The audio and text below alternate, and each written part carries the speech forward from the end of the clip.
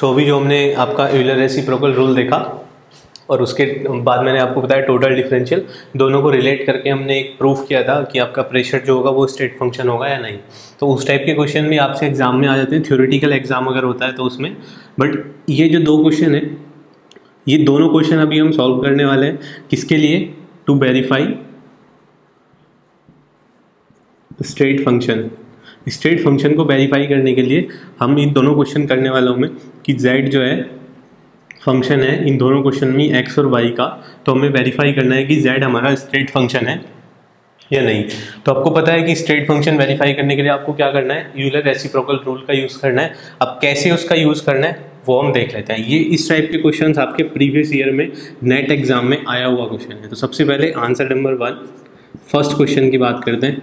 dz is equal to y over x square d x plus minus है आपका, या इसको ऐसे भी लिख सकते हैं हम, plus minus 1 over x d Y.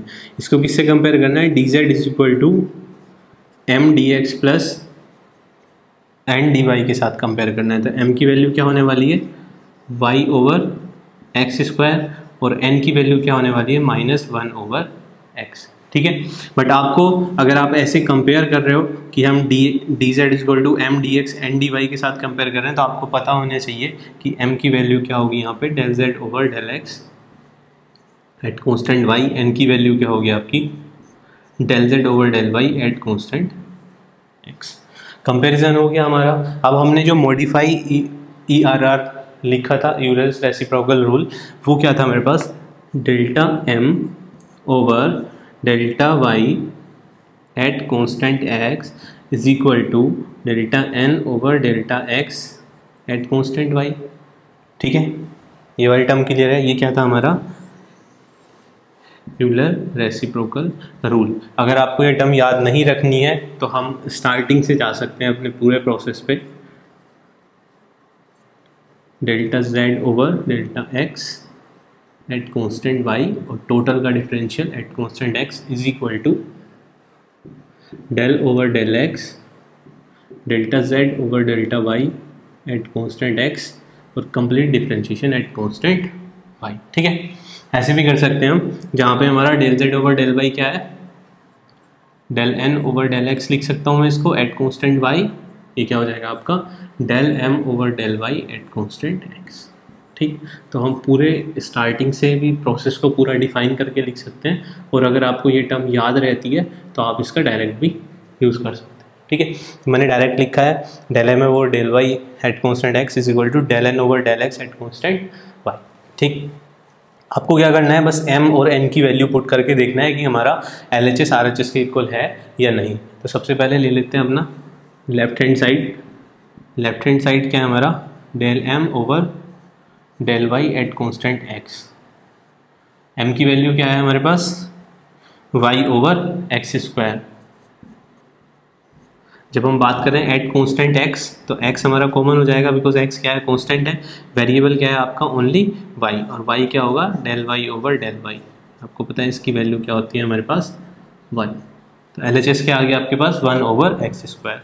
RHS अगर सॉल्व करते हैं तो RHS क्या हो जाएगा आपके पास? Delta n over delta x y is equal to del over del x। n की वैल्यू क्या है? Minus 1 over x at constant y। आपको पता है 1 ओवर x का डिफरेंशिएशन क्या होगा? D by D x. 1 over x का डिफरेंशिएशन क्या होगा? Minus 1 by x square. तो यहाँ से क्या मिलेगा मुझे? माइनस कॉमन लिया, माइनस 1 बाई एक्स स्क्वायर। क्या हो गया आपका? 1 बाई एक्स स्क्वायर। क्या हुआ यहाँ से आपका? LHS किसके इक्वल हो गया आपका? RHS के इक्वल हो गया। मीन्स जो ये रूल था आपका यूलर रेसिप्रोकल रूल, ये सेटिस्फाई हो गया। तो फर्स्ट केस में क्या होगा? z क्या है हमारे पास? State function for first question. First question के लिए हमने प्रूफ कर दिया कि z क्या होगा हमारे पास? स्टेट फंक्शन होगा। इसी टाइप से आप सेकंड क्वेश्चन के लिए कर सकते हैं। सेकंड क्वेश्चन में भी आपको सेम ही टाइप से करना है। सबसे पहले क्या करना है आपको? कंपेरिजन करना है, यूलर रेसिप्रोकल रूल लिखना है, उसके बाद वेरीफाई करना है कि वो प्रूफ है हमारे पास एग्जैक्टली मैच कर रहा है या नहीं कर पाएगा। तो आंसर नंबर 2 क्या होगा आपका? y d x plus x y d x sorry ये डी वाई होगा, डी वाई कर लेना इसको। कंपेयर किससे करना है, d z is equal to m d x plus n d y. M किसके इक्वल लिया था हमने, डेल्टा जेड ओवर, यहाँ से देख सकते हैं आप, delta x at constant y is equal to क्या हो जाएगा, एम का कंपेरिजन जब इस इक्वेशन से करेंगे तो एम किसके इक्वल है, वाई के। एन आपका delta z over delta y at constant x किसके इक्वल हो जाएगा, ध्यान से देखना दोनों इक्वेशन को जब कंपेयर करेंगे, एक्स इंटू वाई के। ठीक है, तो एम और एन दोनों की वैल्यूज़ आ चुकी हैं हमारे पास, जेड मैंने लिख लिया है। उसके बाद क्या करने वाले हैं इसमें, सेम टाइप से जो हमने यूलर रेसिप्रोकल रूल क्या है हमारे पास, ये इक्वेशन देख सकते हैं आप, ये क्या है हमारे पास, ई आर आर, इसको वेरीफाई करना है तो LHS और RHS की फॉर्म में करेंगे। आप साथ में भी कर सकते हैं कॉमन लेके, बट हम सेपरेटली सॉल्व करके दिखा रहा हूँ आपको कैसे आपको इजी रहेगा सॉल्यूशन में। m की वैल्यू आपको क्या है, यहाँ पे y है, तो बस आपको m की वैल्यू पुट करनी है, तो del over del y into y at constant x, value क्या हो जाएगी आपकी 1, तो LHS क्या हुआ आपका 1।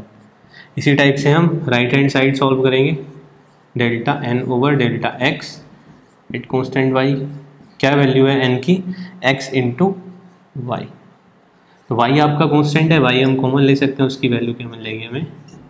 तो यहाँ से आप देख रहे हो कि LHS और RHS इक्वल नहीं है, लेफ्ट हैंड साइड की वैल्यू क्या है 1, राइट हैंड साइड की वैल्यू क्या है आपकी y। तो ये क्या हुआ, जब ये दोनों क्वांटिटीज इक्वल नहीं होंगी तो क्या होगा आपका, z जो फंक्शन होगा, एक्स वाई का तो फंक्शन होगा, बट क्या होगा, स्टेट फंक्शन नहीं होगा। अगर स्टेट फंक्शन नहीं होगा तो कौन सा फंक्शन होगा, ये पाथ फंक्शन होगा। ठीक है, बेसिक आइडिया मैंने बता दिया था आपको कि स्टेट फंक्शन और पाथ फंक्शन में हम डिफरेंशिएट कैसे कर सकते हैं। तो मैंने आपसे 2 क्वेश्चन डिस्कस किए, 1 और 2। 1 क्या है आपका स्टेट फंक्शन और दूसरा क्या है आपका नॉट ए स्टेट फंक्शन। तो दोनों टाइप के हमने क्वेश्चन देख लिए कि आप अगर एग्जाम में आपको पूछता है कि is it A state function और नॉट, तो आपको क्या करना है, ERR अप्लाई करना है और उसके बाद यस और नो में आंसर लिख देना है। या फिर आपसे del m over del y at constant x की वैल्यू भी पूछ सकता है और del n over del x at constant y की वैल्यू भी आपसे पूछ सकता है। तो ये था हमारे पास जो अब यहाँ पे हमने क्या क्या कवर किया अपना इस वाले लेक्चर में। मैं कंक्लूजन लिख देता हूँ। हमने देखा कि स्टेट फंक्शंस क्या क्या हैं, ठीक है। स्टेट फंक्शन से रिलेटेड क्वेश्चंस, अगर प्रेशर को मैंने कंसिडर किया था किसका फंक्शन, टेम्परेचर और वॉल्यूम का, तो ये क्या आया था हमारे पास, स्टेट फंक्शन आया था। किसकी हेल्प से हमने सॉल्व किया था, यूलर्स रेसिप्रोकल रिलेशन और आपका टोटल डिफरेंशियल इक्वेशन, दोनों की हेल्प से सॉल्व किया।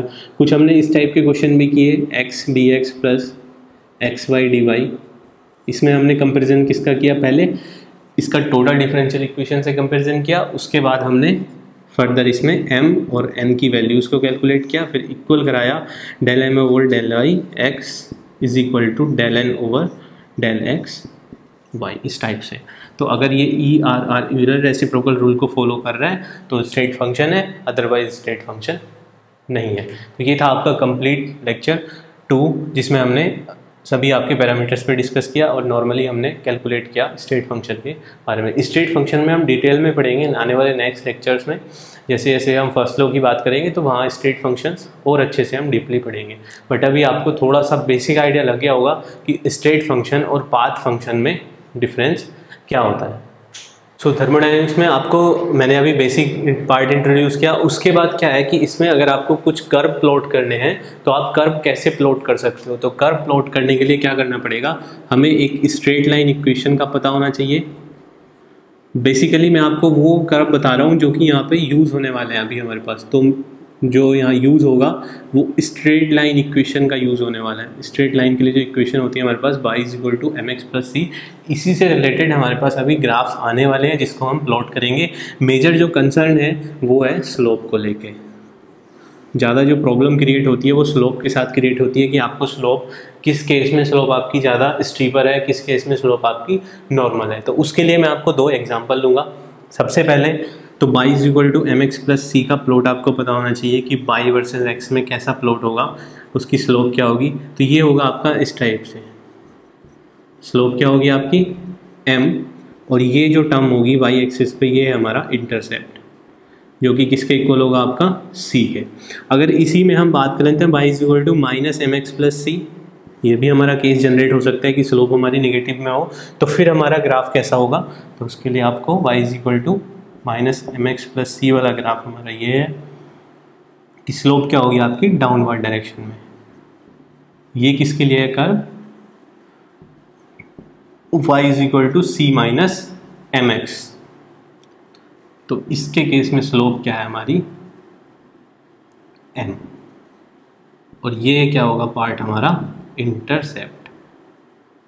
इतनी बात तो क्लियर हो गई होगी जहाँ तक है आपको कि स्लोप अगर पॉजिटिव है तो कैसे बनेगा, स्लोप अगर निगेटिव है तो उसको कैसे बनाएंगे। अब एक टर्म आती है कि स्लोप किस केस में स्टीपर होगा, किस केस में डाउनर होगा, तो वो हम कैसे देखेंगे कि सपोज मेरे पास दो इक्वेशन है, tan x plus c, y is equal to ten x plus c और y is equal to 20x plus C.